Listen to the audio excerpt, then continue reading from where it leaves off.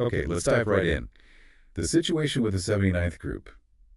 Well, it's escalated.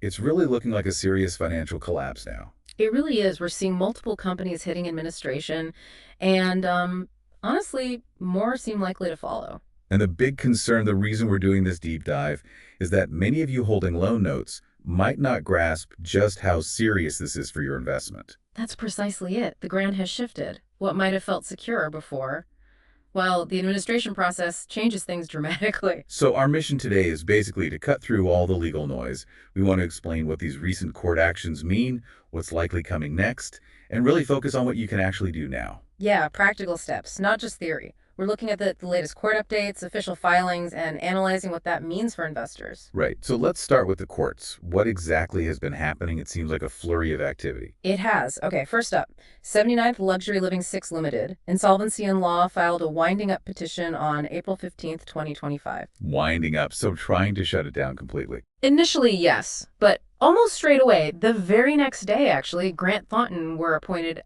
as administrators. That's Stephen Cave and Gareth Latimer now managing that process. So administration overrides the winding up attempt. In this case, yeah, the administration route was favored. Now, 79th Luxury Living 5 Limited. That one's a bit different, isn't it? Slightly, yes. There, a low note holder, someone owed £30,000. They started the winding up petition first, back on April 10th. Okay. And Insolvency Law supported that action. But then another investor, using their own solicitor, pushed for administration instead. Ah, okay. So a bit of a pull in different directions. Exactly. And the court has appointed interim receivers for now, just to, hold the fort and protect assets while things get sorted out properly before full administrators might step in. Right, interim receivers, got it. Okay. And the third one we're tracking closely, 79th Commercial 3 Limited. Similar story there in some ways. Insolvency Law initiated winding up proceedings, again on April 15th. But then, just 2 days later, a different loan note holder filed for administration. So again, we have interim receivers appointed, and it's heading down the administration path. So 3 major entities already in formal proceedings. And you mentioned this might just be the start. All the signs point that way, unfortunately. We're hearing and seeing filings that directors of other 79th Group companies are already initiating the administration process themselves. Wow. So yeah, expect more formal appointments quite soon. Okay. A sobering picture on the legal front. Let's pivot directly to the impact on you, the loan note holders. What does all this administration stuff actually mean for your money? Right. So these companies took your money via loan notes. Now they're in administration, a formal insolvency process, and that triggers specific legal steps. Like what? What should people be looking out for? The key thing, really, is that within 8 weeks of administration starting, the administrators have to produce 2 vital documents. 8 weeks. Yep. Okay. And what are these documents? First is the statement of affairs. Think of it like a company's financial health check. All its assets listed, all its debts listed. It shows exactly where things stand, likely quite starkly. And the second. That's the administrator's proposals. This outlines their plan, what they intend to do, how they might sell assets if there's any chance of paying back creditors, and how. So these documents will be the first real glimpse into the actual financial state. Absolutely. They'll reveal the extent of the problem based on the administrator's initial findings. Now, the elephant in the room. How? These loan notes were often sold as secured. People thought their money was backed by assets. What happens to that security now? Well, it's critical. They were marketed as secured. But the early indications the intelligence we're gathering, it's worrying. How so? It strongly suggests the actual value of those supposed assets is, well, much, much lower than everyone's led to believe, potentially drastically lower. And the implication of that is? The practical consequence is stark. Yeah. Your low note debt will almost certainly be treated as unsecured debt in the administration. Okay, explain that difference, secured versus unsecured in this context. Why does it matter so much? It's fundamental. Secured creditors have a claim over specific assets. If those assets are sold, they get paid first from the proceeds up to the value of their debt. Right. But unsecured creditors, they're in a general pool. They only get paid after secured creditors and, crucially, after all the costs of the administration itself are covered. So if the assets aren't worth much, or the security wasn't legally watertight, then you fall into that unsecured category. And honestly, for unsecured creditors in situations like this, the outcome is usually, well, it means substantial losses are almost inevitable. which really counters a common assumption, doesn't it? People hear administration and think, okay, someone's sorting out, maybe I'll get my money back. Exactly. That belief is understandable, but the legal reality in the UK, especially for unsecured creditors, is often very different. Because there's a strict pecking order for who gets paid. Precisely. UK insolvency law has a very clear hierarchy, and guess who's at the very top? Let me guess. Not the loan note holders. Not even close. The administration costs themselves get paid first. Always. No exceptions. And what does that actually include? What are these costs? It's a lot. You've got the insolvency practitioner's fees, their time and work managing the whole thing, then legal fees, advisor costs, maybe fees for valuing assets, paying suppliers needed during the process, ongoing running costs. It all adds up very quickly. So that pot of money from selling any assets shrinks fast before anyone else sees a penny. That's exactly right. All those costs come off the top. Only if there's anything left after all that is paid does it then get distributed to creditors. And for the unsecured creditors, like these loan note holders are likely to be. The harsh reality is often there's very little or sometimes absolutely nothing left by that point, which really highlights why just waiting and hoping on the administration process alone is, well, it's a very risky approach if you want to recover funds. It certainly seems that way. Now, what about the police investigation? We know the City of London police are looking into the 79th group. Is that a potential route for getting money back?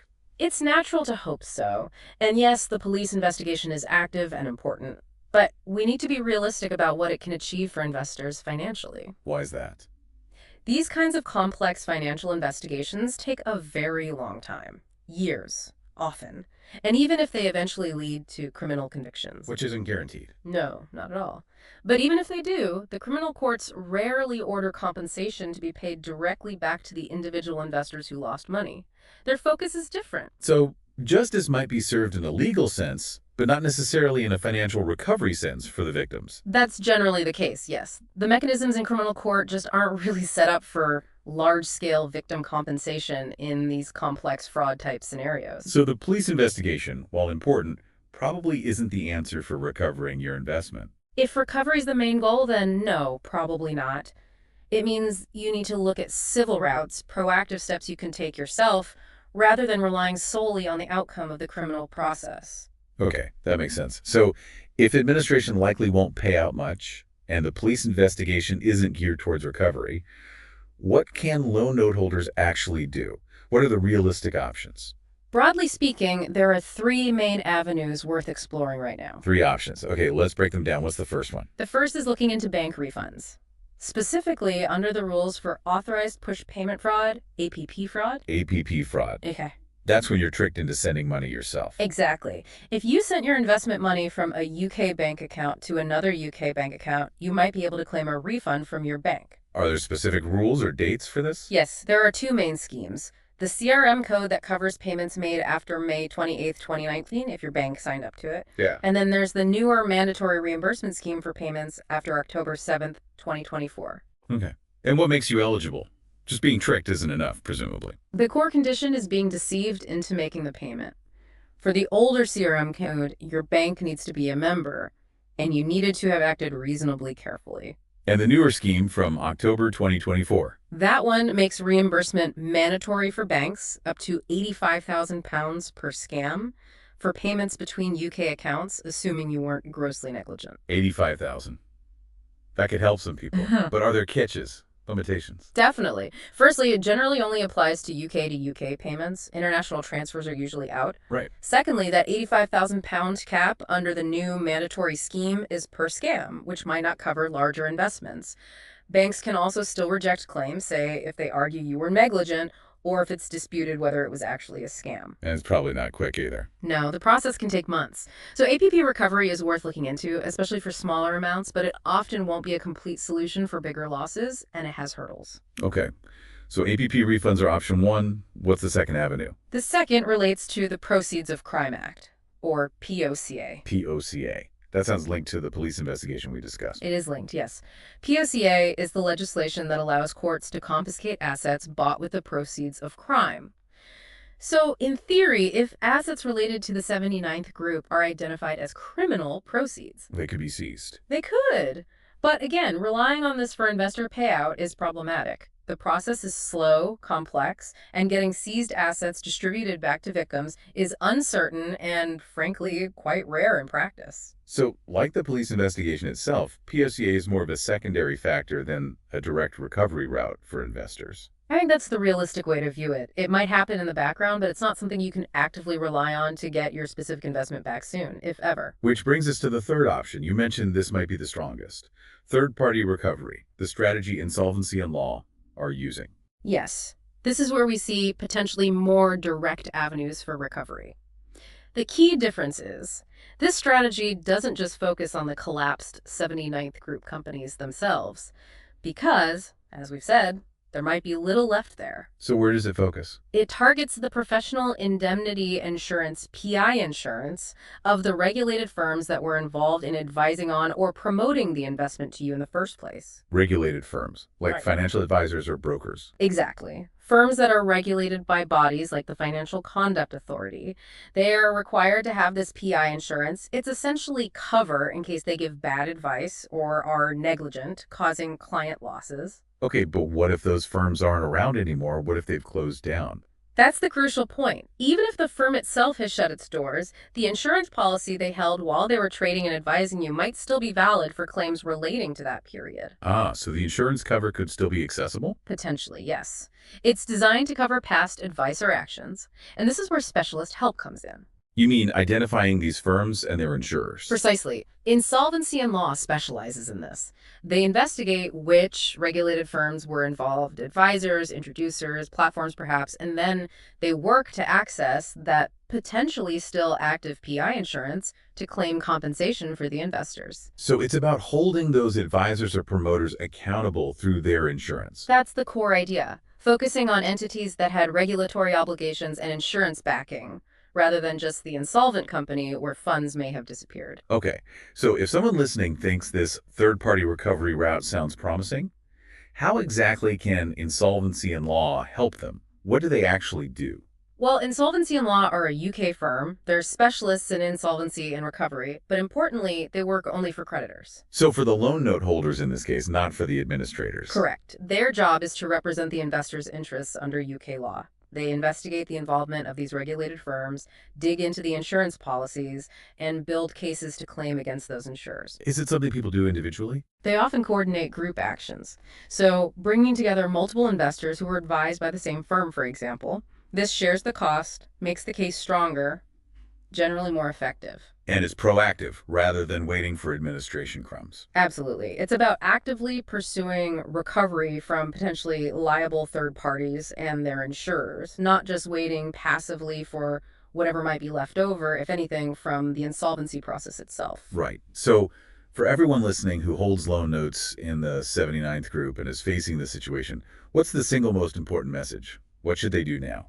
The key takeaway is don't wait. Time can be critical in these situations. The best immediate step is to contact the specialist team at Insolvency and Law directly. And how do they do that? The easiest way is by email. Send the details of your situation to investigations@insolvencyonlaw.co.uk. Investigations@insolvencyonlaw.co.uk. Okay. And what happens after the email? Their team will review your specific case.